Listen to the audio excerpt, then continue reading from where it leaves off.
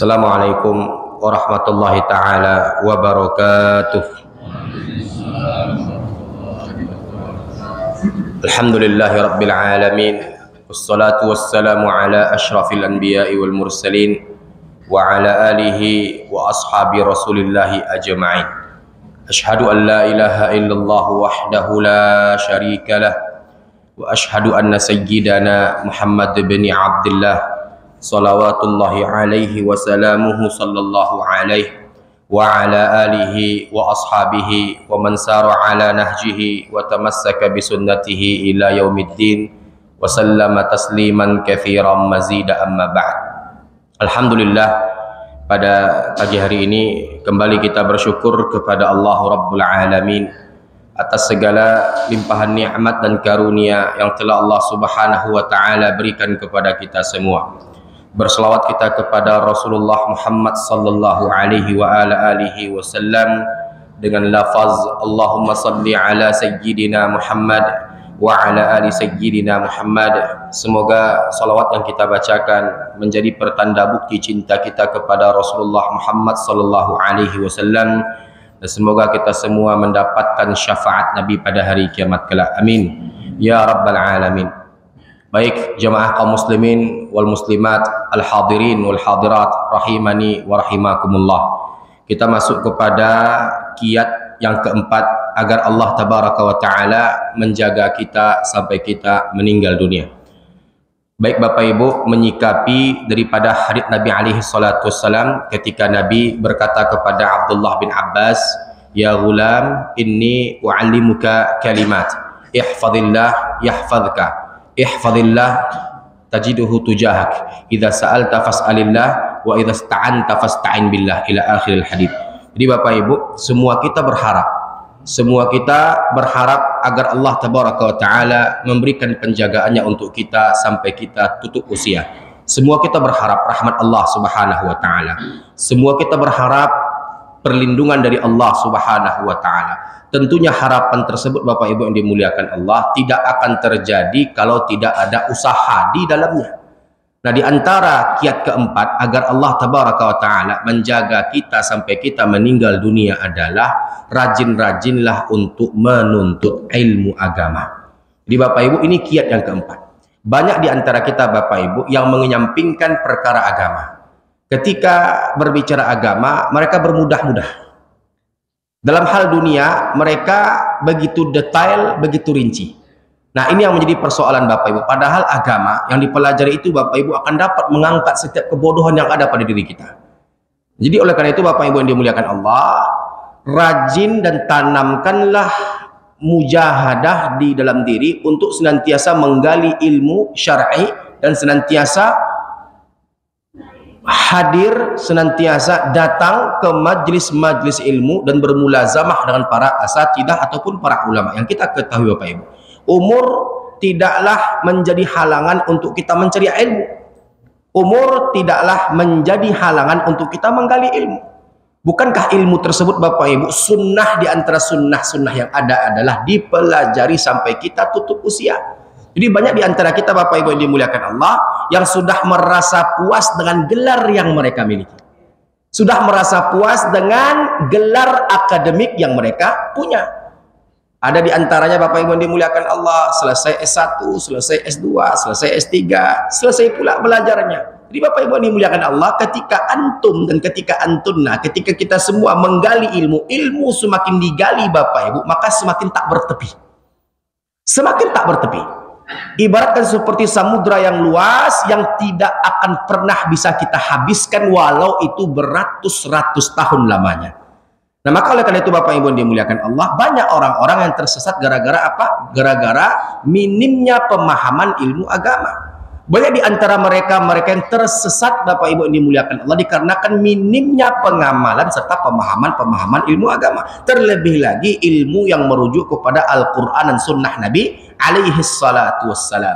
Jadi Bapak Ibu yang dimuliakan Allah, kami di sini dengan apa yang terjadi pada akhir zaman sekarang, kami akan membawakan sebuah hadits yang diriwayatkan oleh Imam At-Tabrani dalam Al-Mu'jam Al-Kabir nomor 3111, yang mana Nabi alaihi salatu wassalam bersabda Bapak Ibu yang dimuliakan Allah, sungguh saat ini kalian hidup di mana banyak fuqaha, kata Nabi Pak. Kalian hidup di zaman di mana banyak fuqaha, banyak para ahli fikih. Sedikit khutbah, sedikitnya para orator dan para penceramah, tukang pidato. Banyak yang memberi dan sedikit meminta-minta.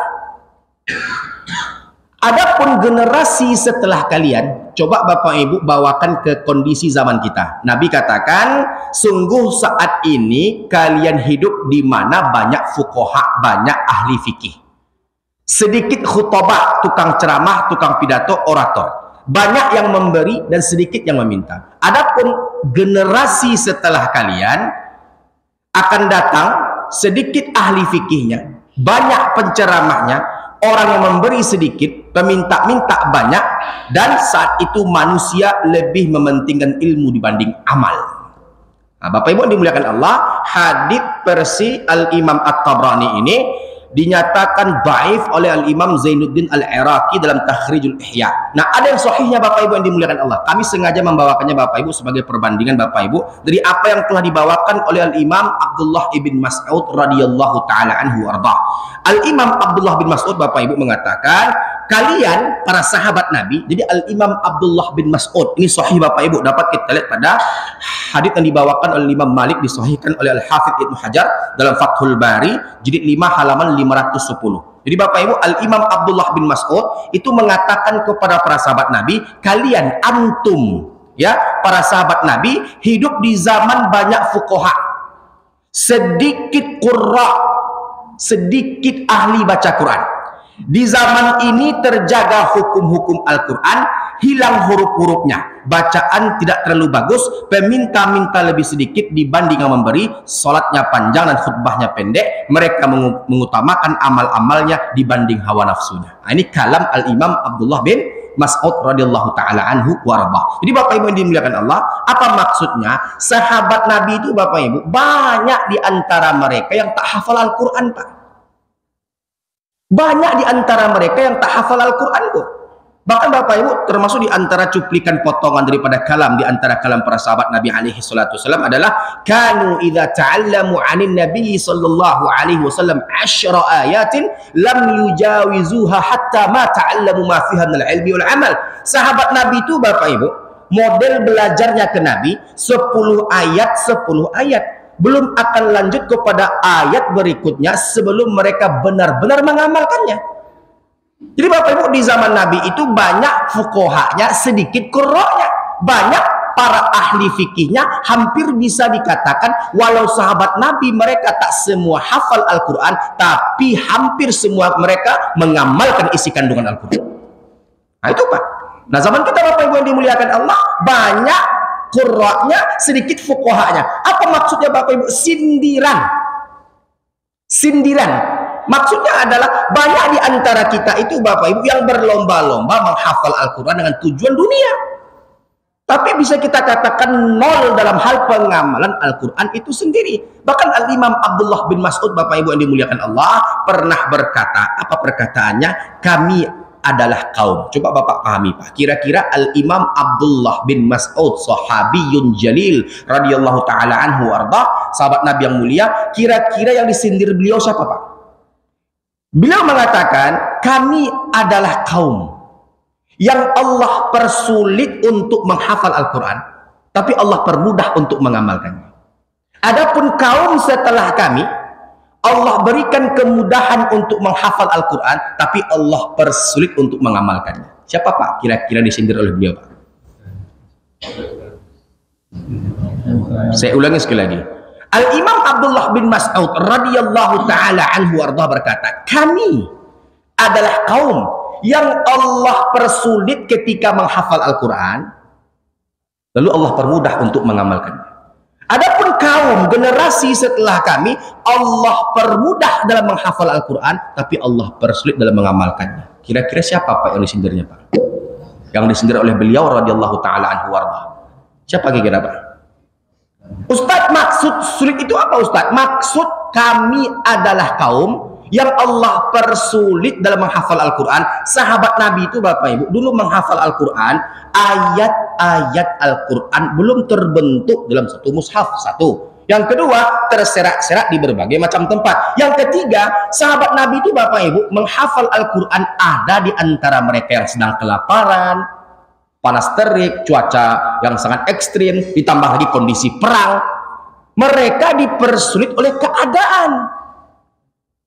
Tapi Allah memberikan kemudahan untuk mereka dalam hal mengamalkannya. Adapun kaum setelah kami, Allah permudah dalam hal menghafal Quran, tapi Allah persulit dalam hal mengamalkannya. Zaman sekarang Pak, zaman sekarang Kota Pekanbaru tak kurang dari hufadzul Quran. Tak kurang Bu, tak kurang Pak. Berbagai macam pondok pesantren menelurkan para hafiz dan hafizah Quran tiap tahunnya. Tak kurang dari ribuan hafiz dan hafizah Pak. Kota Pekanbaru Pak, kita berbicara skala kecil aja Pak, tapi langka di antara mereka yang mengamalkan. Ini fakta Bapak Ibu, ini fakta Bapak Ibu. Jadi oleh karena itu Bapak Ibu yang dimuliakan Allah Subhanahu Wa Taala, apa yang telah diprediksi Al Imam Abdullah ibn Mas'ud radhiyallahu taala anhu wardah benar-benar terjadi. Zaman sekarang Pak menghafal Quran Pak ada AC, ada apa lagi Pak? Karpet tebal, makan cukup 3 kali sehari, ya Pak. Setelah itu apa lagi? Jajan. Coba Bapak Ibu yang anak-anaknya di pondok pesantren, baik itu pondok pesantren yang sifatnya umum atau pondok pesantren takhasus tahfidz Quran. Coba Bapak Ibu lihat, zaman sekarang ada nggak anak-anak pondok pesantren yang tak makan Pak ketika menghafal Quran? Berlebih-lebih kan Pak? Makannya berlebih-lebih. Tinggal menghafal aja lagi Pak, tinggal menghafal aja lagi Bu. Mandi pakai shower, kamar mandi luas dan bersih. Nah, baju dilondrikan Bapak Ibu. Saya bukan mempermasalahkan hal demikian Bapak Ibu. Semakin dimanja generasi kita, semakin hilang mujahadahnya Bapak Ibu. Karena ilmu itu harus diikat dengan kemujahadahan. Ilmu itu harus diikat dengan kemujahadahan. Kalau tidak begitu Bapak Ibu, kita tidak akan mendapatkan keberkahan dari ilmu.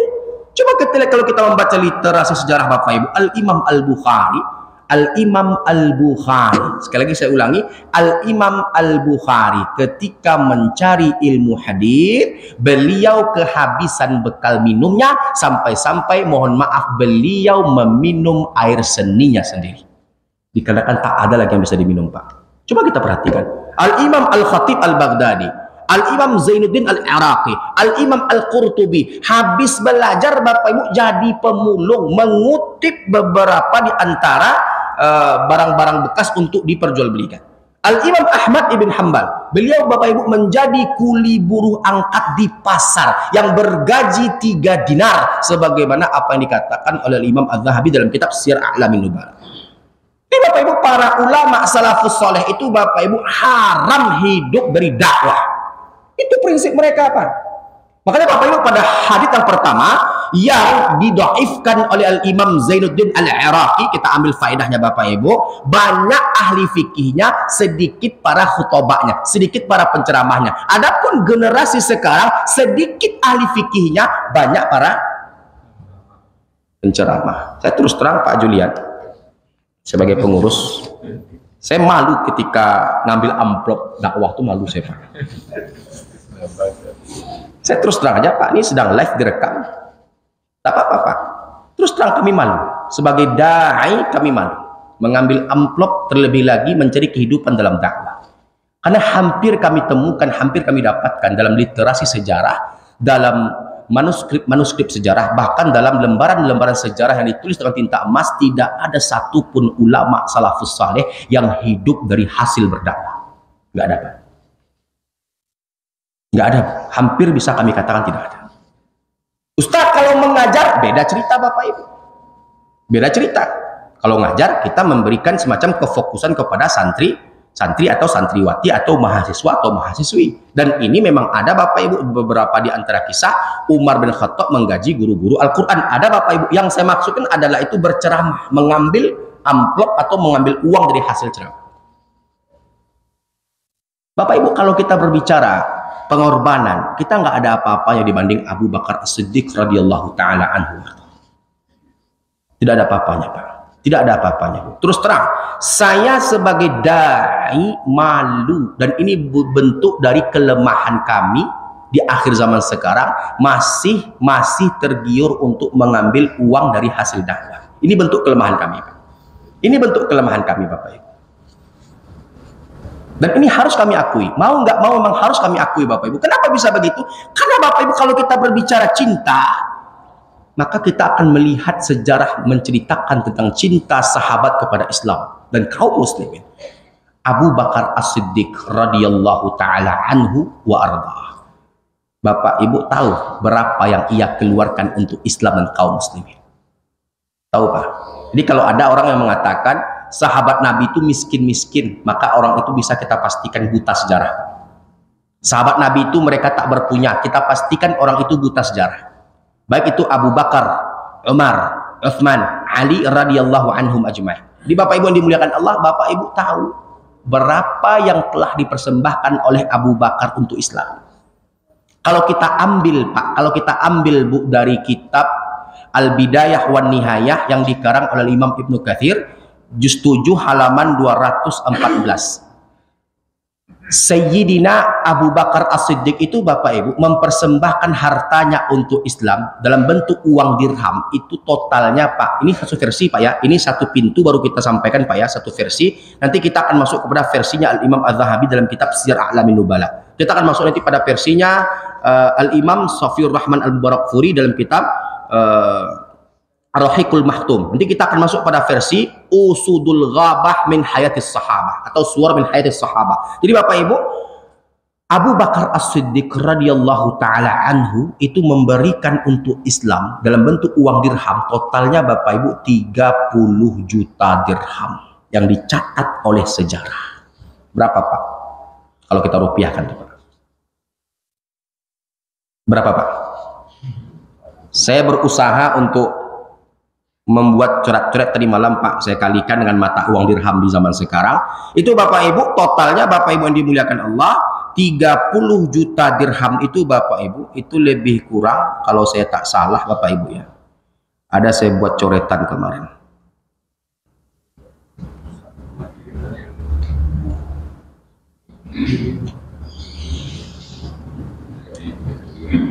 Itu totalnya Bapak Ibu 184 miliar 690 juta rupiah. Allahu Akbar. Itu yang diberikan oleh Abu Bakar untuk Islam. Al-Imam Ibnu Katsir mengatakan dalam kitab Al-Bidayah wan Nihayah juz 7 halaman 214, dalam bentuk uang dinar, Abu Bakar As-Siddiq mempersembahkan untuk Islam, Bapak Ibu, sekitar 150.000 dinar mata uang emas. Berapa harga emas sekarang, Bu? Berapa harga emas sekarang, Bu? Bu, yang hobi belanja emas ke pasar, Pak, boleh saya bertanya, Pak? Boleh saya bertanya, Pak? Cara terampuh untuk membujuk istri yang merajuk, Pak, adalah dengan membawanya ke toko emas. Iya, Bu. Oke, Bu, berapa harga satu emas sekarang, Bu? 3.400.000 rupiah. Naik emas sekarang, Bu. Nah, yang dipersembahkan oleh Abu Bakar untuk Islam dan kaum muslimin, Bapak Ibu, dalam tangkapan sejarah dalam kitab Al-Bidayah wan Nihayah, 150.000 dinar itu setara dengan 291 miliar 219 juta 750.000 rupiah. Al-Imam Az-Zahabi mengatakan dalam kitab Siyar A'lamin Nubala juz 2 Bapak Ibu halaman 71, bukan 150 dinar tapi 200.000 dinar, itu setara Bapak Ibu dengan 388 miliar 293 juta rupiah. Allah. Belum lagi ontanya, Bapak Ibu, belum lagi kebunnya lagi, Bapak Ibu, belum lagi kurmanya, Bapak Ibu, yang dimuliakan Allah Subhanahu wa taala. Coba kita lihat. Inilah mujahid, inilah para petarung-petarung dakwah, inilah para kesatria-kesatria kaum muslimin. Harta mereka habis, Pak. Harta mereka habis, Bu. Untuk apa? Untuk Allah dan Rasulnya. Jadi apa yang digambarkan oleh Nabi alaihi salatu wassalam dan apa yang digambarkan oleh Imam Abdullah bin Mas'ud radhiyallahu taala anhu warḍah itu benar-benar terbukti dan ada di zaman sekarang. Zaman dulu banyak para ahli fikihnya, zaman sekarang sedikit para ahli fikihnya, Pak. Banyak penceramahnya, Bapak Ibu. Banyak penceramahnya, Bapak Ibu. Kadang, Pak, saya bukan bermaksud untuk membunuh karakter atau merendahkan. Dalam berceramah itu, Pak, kadang-kadang kita itu harus punya sertifikasi, Pak. Dan itu harus diberlakukan, cepat ataupun lambat. Karena Indonesia ini, Pak, kalau saya lihat, orang-orang gampang mengustadkan diri. Betul, Pak? Kadang saya berpikir pentingnya sertifikasi Bapak Ibu yang dimuliakan Allah Subhanahu wa taala untuk betul-betul menguji kapasitas keilmuan seseorang. Agar betul-betul layak berceramah atau berkhutbah atau menyampaikan ilmu di depan Islam dan kaum muslimin. Perlu sertifikasi, Pak. Kita termasuk negara tertinggal dalam hal sertifikasi ini, Bapak Ibu yang dimuliakan Allah. Kalau kita berbicara negara-negara Timur Tengah lainnya, Bapak Ibu, seperti Mesir, seperti Maroko, seperti Tunisia, seperti Pakistan, seperti Afghanistan, seperti Arab Saudi, Bapak Ibu, tidak sembarang orang bisa berceramah. Mereka harus melewati tahapan demi tahapan, ujian demi ujian. Mereka memiliki kapasitas serta kredibilitas yang mumpuni. Ketika mereka menyampaikan ilmu, dipastikan ilmu yang mereka sampaikan ini mereka betul-betul pakar di dalamnya, Bapak Ibu.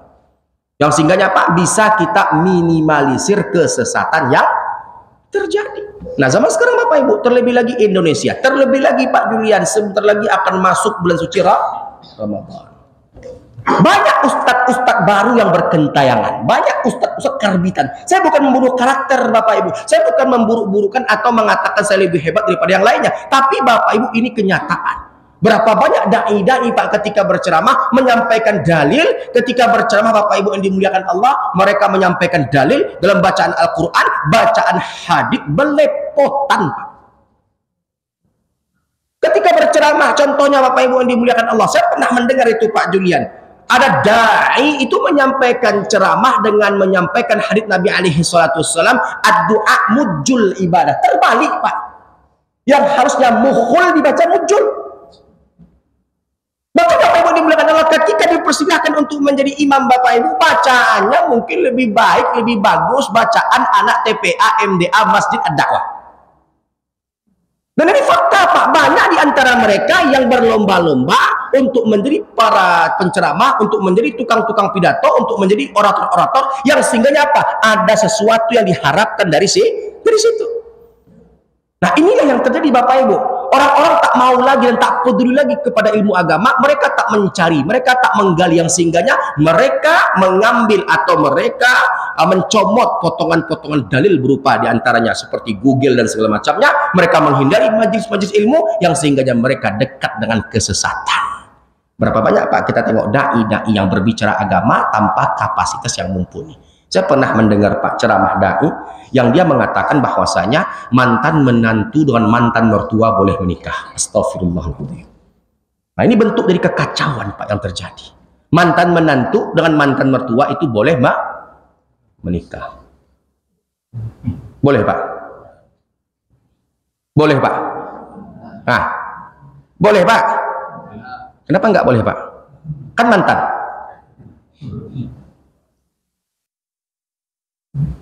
Mungkin belum sampai ilmu kepadanya mahram mu'abbad, mahram mu'akkad. Walaupun sifatnya Bapak Ibu yang demikian adalah mantan, tapi tetap haram untuk menikahi atau dinikahi. Nah, maka dari itu Bapak Ibu, kalau tidak kita gali, kalau tidak kita cari, kalau tidak kita tuntut ilmu tersebut, maka yang ada apa, Bapak Ibu? Yang ada kita akan semakin jauh daripada suatu kebenaran yang datangnya daripada Al-Quran dan Sunnah Nabi alaihi salatu wassalam. Jadi oleh karenanya Bapak Ibu, jangan malas untuk menghadiri, untuk datang ke majelis-majelis ilmu, gali potensi-potensi yang ada, jadilah seorang muslim yang cerdas, yang betul-betul belajar ilmu agama, lalu mengamalkan ilmu agama tersebut. Terlebih lagi ilmu agama itu kita ambil daripada rujukan Al-Quran dan Sunnah Nabi alaihi salatu wassalam. Baik Bapak Ibu, Sebelum kami lanjut kepada pembahasan berikutnya, apakah ada pertanyaan? Yang ingin bertanya dipersilahkan.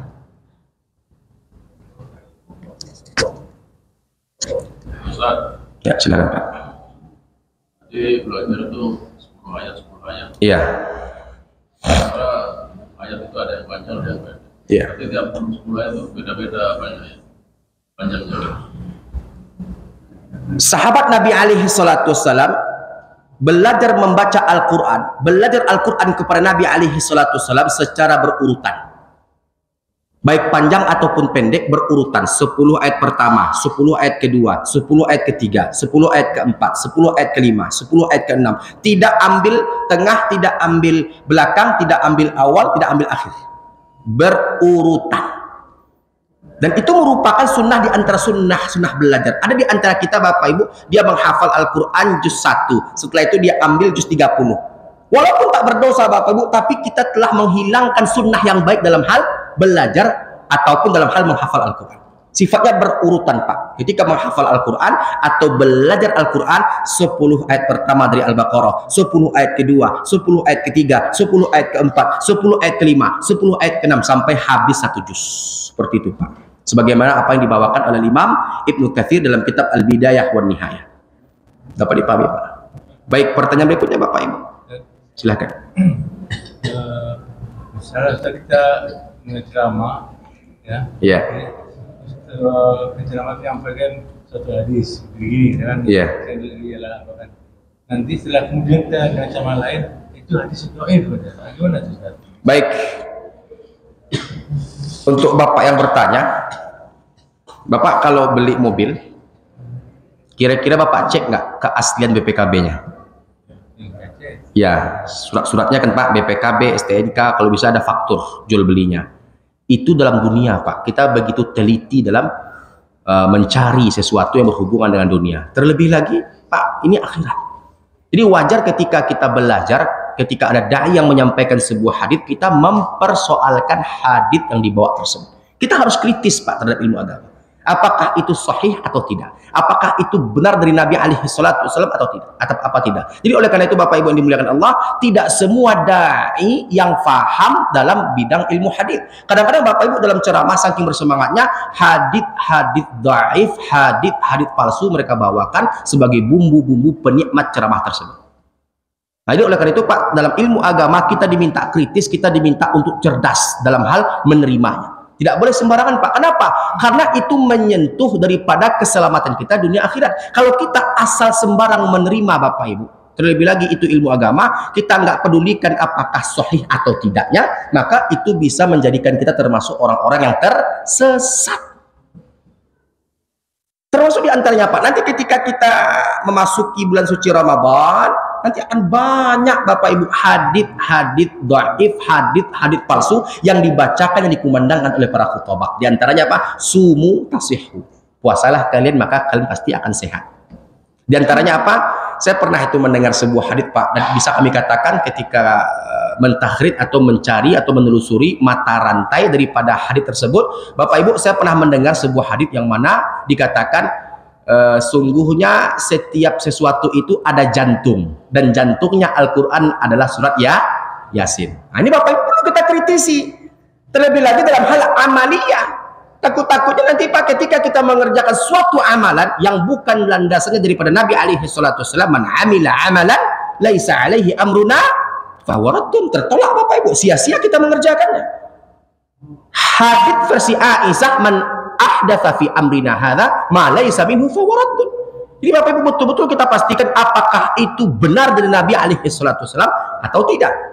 Perlu untuk kita kritisi. Ustaz, boleh nggak kita bertanya ketika berceramah, Ustaz, apakah hadits yang Ustaz sampaikan itu adalah sahih? Boleh Pak. Karena perkara agama kita harus detail, kita harus rinci, kita harus kritis. Kalau tak kritis Pak, maka resikonya akan kembali ke kita dalam bentuk hal yang sifatnya kesesatan dan hal-hal yang akan dapat menghadirkan kekeliruan atau kerancuan. Makanya Pak, agama itu dalil, agama agama dibangun di atas dalil yang sahih. Jadi ketika berbicara agama, berbicara dalil.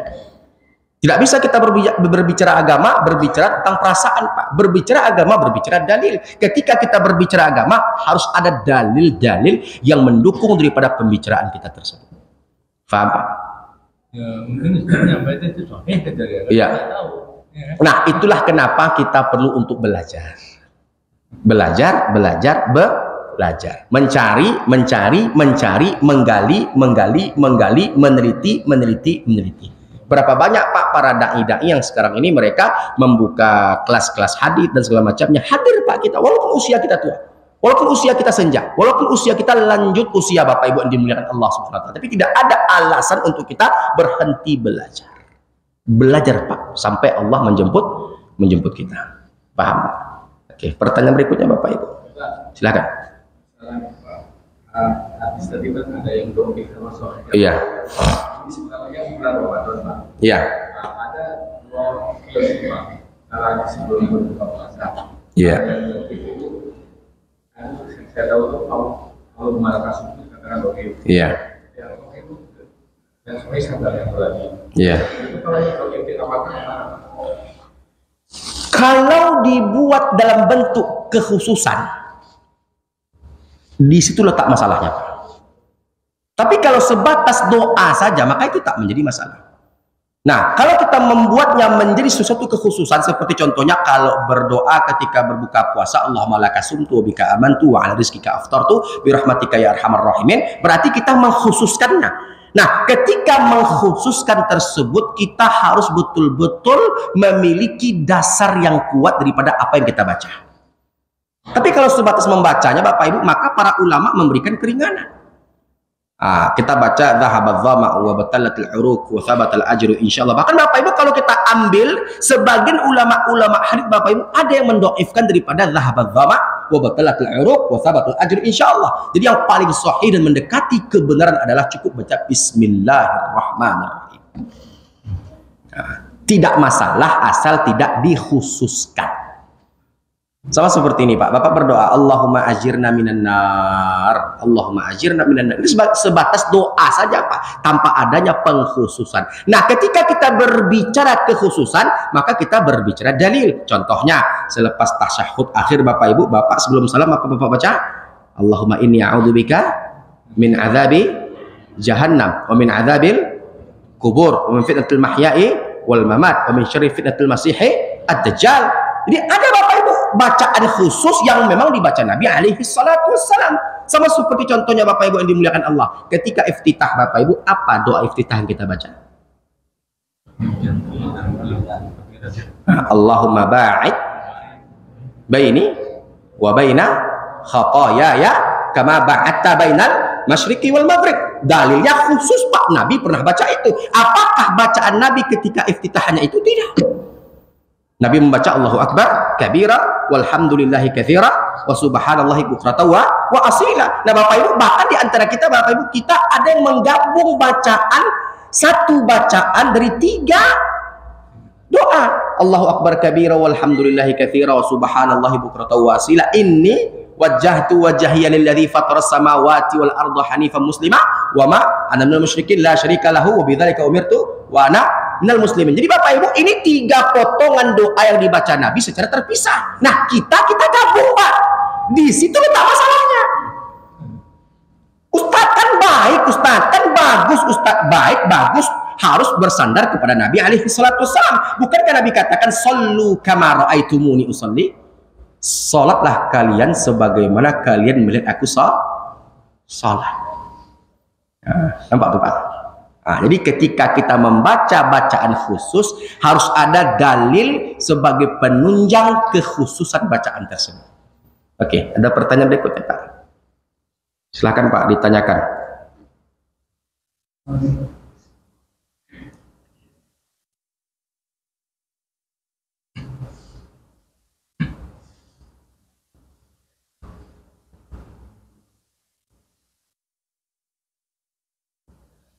Baik Bapak Ibu yang dimuliakan Allah Subhanahu wa taala. Nah, kita lanjut kepada kalam Al-Imam Abdullah bin Mas'ud berikutnya Bapak Ibu. Nah, kenapa kalau kita ambil daripada kalam beliau Bapak Ibu yang dirahmati Allah Subhanahu wa taala mengatakan bahwasanya akan datang masa di mana kalian hidup di zaman banyak fuqaha, sedikit ahli baca Quran.